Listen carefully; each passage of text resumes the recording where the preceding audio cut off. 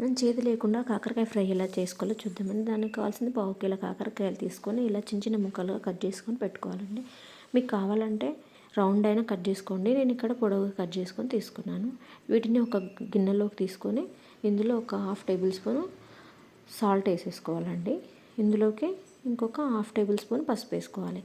ఇవి రెండు మొత్తం కలిసేలాగా కాకరకాయలకు మొత్తం పట్టేలాగా కలుపుకొని పెట్టుకుందామండి.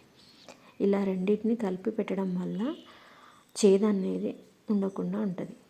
ఈ మొత్తం కలిపి పక్కకు పెట్టేసుకోండి. మూత పెట్టేసుకొని ఒక 10 మినిట్స్ అలా వదిలేసేయండి. ఇందులో నుంచి మొత్తం వాటర్ వచ్చేస్తాయండి ఇలా పెట్టడం వల్ల. ఇప్పుడు మనం ఒక 2 ఆనియన్స్ తీసుకుందాం, 2 పచ్చిమిర్చి, వీటిని చిన్న చిన్న ముక్కలుగా కట్ చేసుకొని పెట్టుకుందాం. ఇప్పుడు మనం స్టవ్ ఆన్ చేసి గిన్నె పెట్టుకొని అందులో ఒక 2 టేబుల్ స్పూన్ ఆయిల్ వేసేసుకుందాం.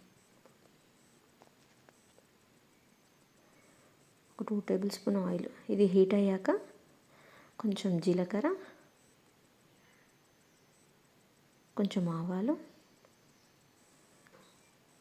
పచ్చిమిర్చి, కరివేపాకు, కట్ చేసి పెట్టుకున్న ఆనియన్స్ వేసేసుకొని మొత్తం అన్నీ కలిసేలాగా కలుపుకుందాం.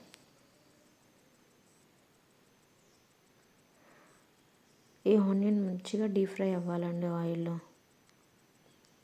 ఇప్పుడు మనం ఇందాక మూత పెట్టేసుకున్న కాకరకాయలు ఉన్నాయి కదా కట్ చేసి పెట్టుకునేవి, ఇందులోంచి రసం అంతా బయటకు వచ్చేలాగా గట్టిగా పిండేయాలండి. వీటిని కాకరకాయలో నుంచి రసం మొత్తం బయటికి వచ్చేయాలి. పిండేసుకొని ఒక గిన్నెలో పెట్టేసుకుందాం. కొంచెం కొంచెంగా తీసుకొని పిండుకొని ఒక గిన్నెలోకి ట్రాన్స్ఫర్ చేసేసుకుందాం. ఈ చేదు అనేది పోవడం వల్ల కూర చాలా టేస్టీగా ఉంటుందండి. చేదు అనేది ఉండదు మనకి. గట్టిగా పిండేసుకోవాలండి. పిండుకొని పక్కన పెట్టేసుకుందాం. చూడండి, ఇందులో నుంచి తీసిన రసం అంతా ఇలా సపరేట్ చేసుకోవాలి. ఇప్పుడు మనం ఆనియన్స్ని ఒకసారి కలిపేసుకొని చూడండి, గోల్డెన్ బ్రౌన్ కలర్ వచ్చేసాయి కదా ఆనియన్స్. ఇప్పుడు అందులోకి ఒక 1/2 టేబుల్ స్పూన్ పసుపు వేసేసుకుందాం. మనం ఆల్రెడీ పసుపు ఇందాక వేసాం కదా కాకరకాయలు, కాబట్టి కొంచెం తక్కువే పడుతుంది. ఇప్పుడు మనం కాకరకాయ ముక్కలను వేసేసుకుందాం. ఈ కాకరకాయ ముక్కలు మొత్తం కలిసేలాగా కలుపుకుందామండి. ముఖ్యంగా ఏంటంటే ఈ కాకరకాయ కూర వండేటప్పుడు అస్సలు మనం మూత పెట్టకూడదండి. మూత పెట్టకుండా ఈ కర్రీ మొత్తం ప్రిపేర్ చేయాలండి. ఇందులోకి ఒక 1/2 టేబుల్ స్పూన్ సాల్ట్. ఇందాక మనం వాటికి వేసాం కదా కాకరకాయ ముక్కలకి, కాబట్టి చూసి వేసేసుకోండి. ఇవంతా కలిసేలా కలుపుకుందాం.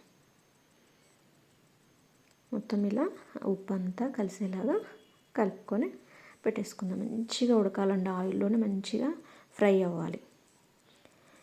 ఇప్పుడు మనం ఒక 2 టమాటాలు తీసుకుందామండి. టమాటాలు తీసుకొని చిన్న చిన్న ముక్కలుగా కట్ చేసి పెట్టుకుందాం.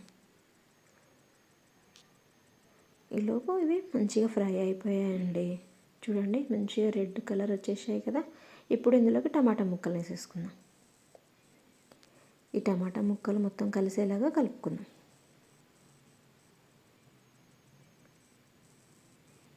మొత్తం కలిసేలాగా కలుపుకొని పెట్టుకోవాలండి. ఇప్పుడు ఇందులో ఇవి మంచిగా ఉడికిన తర్వాత ఇందులోకి ఒక టేబుల్ స్పూన్ అల్లం వెల్లుల్లి పేస్ట్ వేద్దాం. అల్లం వెల్లుల్లి పేస్ట్ మనం ముందే వేయచ్చు, కానీ అలా వేయడం వల్ల కాకరకాయలు మాడుతాయండి. కాబట్టి టమాటా వేసిన తర్వాత వేసుకొని మంచిగా కలిపేసుకుందాం. చూడండి, మొత్తం ఫ్రై అయిపోయింది కదా. ఇప్పుడు మనం ఒక 2 టేబుల్ స్పూన్ కారం వేసుకుందాం. నేను ఇక్కడ 2 టేబుల్ స్పూన్ తీసుకున్నానండి. మీకు కావాలంటే మీరు ఎంత తింటారో దానికి తగ్గట్టు కారం వేసేసుకోండి. ఇందులోకి ఒక వెల్లుల్లి రెబ్బలు, 4 వెల్లుల్లి రెబ్బలు దంచి వేసేసుకోవాలండి. ఇప్పుడు మొత్తం కలిపేసుకుందాం. కారం మొత్తం ముక్కలు పట్టేలాగా కలుపుకున్న తర్వాత ఇందులో ఒక స్పూను ధనియాల పౌడర్ వేసుకుందాం.